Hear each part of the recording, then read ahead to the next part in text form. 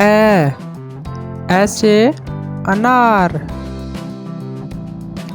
आ से आम।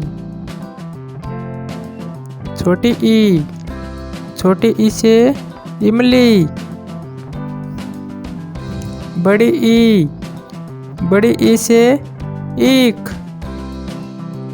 छोटा ऊ से उल्लू। बड़ा ऊ से ऊन। री से ऋषि। ए से एड़ी। ऐ से ऐनक।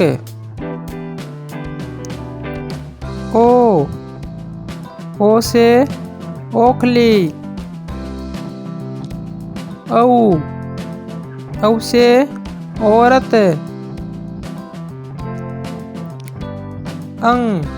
अंग से अंगूर।